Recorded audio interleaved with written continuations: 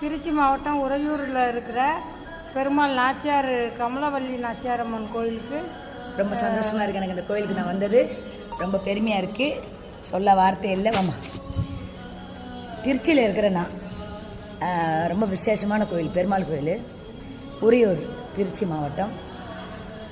நல்லா இருக்கு பாருங்கள், அழகாக இருக்குது கோயில்.